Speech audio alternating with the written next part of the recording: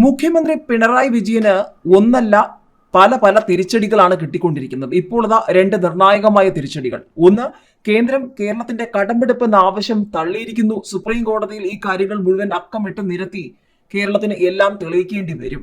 ഒന്ന്, ഇതിനിടയിലാണ് ന്യൂനപക്ഷം എന്ന് പറഞ്ഞുകൊണ്ട് നിരന്തരം രംഗത്തിറങ്ങുന്ന CPM-നും മുഖ്യമന്ത്രി പിണറായി വിജയനും പൂഞ്ഞാട്ടിൽ വലിയ പണി കിട്ടിയിരിക്കുന്നത്. പൂഞ്ഞാർ വിഷയത്തിൽ ക്രിസ്ത്യൻ മേഖലയിലും സ്വാഭാവികമായും CPM-ന് വരും ദിവസങ്ങളിൽ ചോദ്യങ്ങൾ ഉയർന്നു വരുമെന്നുള്ള ചർച്ചകൾ കൊഴുക്കുമ്പോഴാണ് മറുവശത്ത് മുസ്ലിം വിഭാഗവും അതിശക്തമായി തന്നെ പൂഞ്ഞാർ വിഷയത്തിൽ മുഖ്യമന്ത്രിയുടെ നിലപാടിന് പിന്നാലെ പ്രതികരിച്ചുകൊണ്ട് രംഗത്ത് വന്നിരിക്കുന്നത്. അതായത് ന്യൂനപക്ഷ വോട്ടിൽ കണ്ണുവെക്കുന്ന CPM-ന് രണ്ടു വഴിക്കും തിരിച്ചടി എന്ന് സാരം. ധനകാര്യ പ്രതിസന്ധി തന്നെയാണ് സംസ്ഥാന സർക്കാരിനെ കാർന്നു തിന്നുന്ന ഏറ്റവും വലിയ ചോദ്യം. വരാൻ പോകുന്ന ലോക്സഭാ തെരഞ്ഞെടുപ്പിൽ ക്ഷേമ പെൻഷൻ പോലും കൊടുക്കാനില്ലാത്ത സംസ്ഥാന സർക്കാർ എന്ത് ന്യായം ജനങ്ങളോട് പറയുമെന്നുള്ളത് വലിയ ചോദ്യമാണ്. CPI കഴിഞ്ഞ ദിവസവും പറഞ്ഞതാണ്, ഇങ്ങനെ പോയാൽ ജനങ്ങളുടെ മുഖത്ത് നോക്കാൻ സാധിക്കില്ല എന്ന്. സപ്ലൈകോയിലടക്കം അവശ്യ സാധനങ്ങൾ കിട്ടാനില്ല. ജനം കുത്തുപാളയെടുത്തിരിക്കുന്ന സമയത്ത് എന്ത് ന്യായങ്ങൾ നിരത്തി മുഖ്യമന്ത്രിയും MV ഗോവിന്ദനും ജനങ്ങളോട് വോട്ട് ചോദിക്കുമെന്നുള്ളതാണ് CPI തന്നെ ചോദിക്കുന്ന പ്രധാന ചോദ്യം. ഇതിനിടയിലാണ് മുഖ്യമന്ത്രിയെ തിരുത്തിക്കൊണ്ട് സിറാജും സുപ്രഭാതവും ഒക്കെ രംഗത്ത് വന്നിരിക്കുന്നത്. പൂഞ്ഞാർ സെന്റ് ഫെറോന പള്ളിയിലുണ്ടായ അനിഷ്ട സംഭവങ്ങളുമായി ബന്ധപ്പെട്ട് മുഖ്യമന്ത്രി നടത്തിയ പ്രസ്താവന തിരുത്തണമെന്ന് കാന്തപുരം വിഭാഗത്തിന്റെ മുഖപത്രമായ സിറാജ് മുഖ്യമന്ത്രിയുടെ പ്രസ്താവന വസ്തുതകൾ മനസ്സിലാക്കാതെയാണെന്ന് മുഖപ്രസംഗത്തിൽ പറയുന്നു. കുറ്റകൃത്യങ്ങൾക്ക് മതഛായ നൽകുന്നത് നാടിനെ അരക്ഷിതമാക്കും. പോലീസ് ഭാഷ്യത്തെ സർക്കാർ നിലപാടായി അവതരിപ്പിക്കുന്നത് PC ജോർജുമാരുടെ രാഷ്ട്രീയത്തെ ബലപ്പെടുത്തുമെന്നും കാസ പോലുള്ളവർക്ക് വിദ്വേഷ പ്രചാരണം നടത്താൻ വഴിയൊരുക്കിയത് പോലീസ് നടപടിയാണെന്നും മുഖപ്രസംഗത്തിൽ പറയുന്നു. ഈരാറ്റുപേട്ട ഗവൺമെന്റ് ഹയർ സെക്കൻഡറി സ്കൂളിലെ +2 വിദ്യാർത്ഥികളുടെ ഫെയർവെൽ ആഘോഷത്തിനിടെയുണ്ടായ അനിഷ്ട സംഭവങ്ങൾ ഒഴിവാക്കേണ്ടതായിരുന്നു.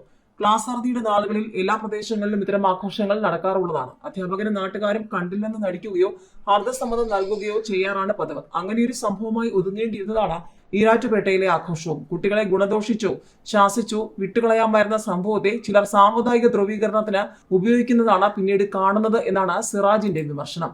നേരത്തെ മുസ്ലിം വിരുദ്ധ പ്രസ്താവന യാദൃച്ഛികമല്ലെന്നും പൂഞ്ഞാർ വിഷയത്തിലെ മുഖ്യമന്ത്രിയുടെ പരാമർശത്തിനെതിരെ സുപ്രഭാതവും രംഗത്ത് വന്നിരുന്നു. വിദ്യാർത്ഥികൾ നടത്തിയ അതിക്രമത്തെ മുഖ്യമന്ത്രി മതം നോക്കി വിലയിരുത്തിയെന്നും വർഗീയ പ്രചാരണത്തിന് ഉപയോഗിച്ചവരുടെ നാവായി മുഖ്യമന്ത്രി മാറിയെന്നും സമസ്ത മുഖപത്രവും വിമർശിച്ചിരുന്നു. പ്രശ്നങ്ങളിൽ മതം നോക്കി ഇടപെടുന്ന വർഗീയവാദികളുടെ രീതിയിലേക്ക് മുഖ്യമന്ത്രി തരം താഴാൻ പാടില്ലായിരുന്നുവെന്നും മുഖ്യമന്ത്രിയുടെ മുസ്ലിം വിരുദ്ധ പ്രസ്താവന യാദൃച്ഛികമായി കാണാനാവില്ലെന്നും വസ്തുത മനസ്സിലാക്കാൻ പോലീസ് റിപ്പോർട്ടും സാമൂഹിക മാധ്യമങ്ങളിലെ വിദ്വേഷ പ്രചാരകൻ മാത്രമല്ല മുഖ്യമന്ത്രിക്ക് ഉള്ളതെന്ന് എല്ലാവർക്കും അറിയാമെന്നും ഒരു പ്രാദേശിക നേതാവിനെ പോലെ മുഖ്യമന്ത്രി സംസാരിക്കുന്നത് നാടിന് നല്ലതല്ലെന്നും സുപ്രഭാതം വിമർശിച്ചിരുന്നു. മുഖ്യമന്ത്രിക്ക് ഇതെന്ത് പറ്റിയെന്ന തലക്കെട്ടിൽ എഴുതിയ മുഖപ്രസംഗത്തിലാണ് സുപ്രഭാതത്തിന്റെ വിമർശനം.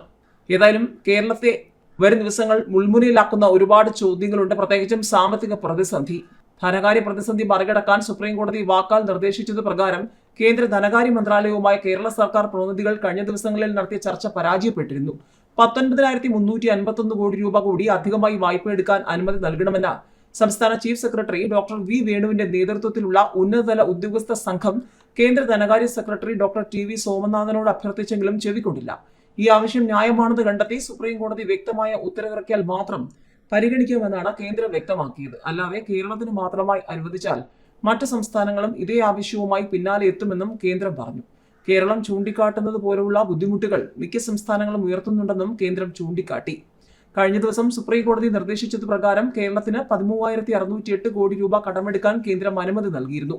കേരളത്തിന് അർഹതപ്പെട്ട വിഹിതമാണത്. ഇതുകൊണ്ട് മാത്രം കേരളത്തിന്റെ പ്രതിസന്ധി പരിഹരിക്കപ്പെടില്ലെന്നും വീണ്ടും കടമെടുപ്പിന് അനുവാദം വേണമെന്നുമാണ് കേരളം വാദിച്ചത്. ഇക്കാര്യം കേരള സർക്കാരുകൾ ചർച്ച ചെയ്ത് പരിഹരിക്കാൻ സുപ്രീം കോടതി നിർദ്ദേശിക്കുകയായിരുന്നു. ഇതനുസരിച്ചാണ് വെള്ളിയാഴ്ച ഡൽഹിയിൽ ചർച്ച നടന്നത്.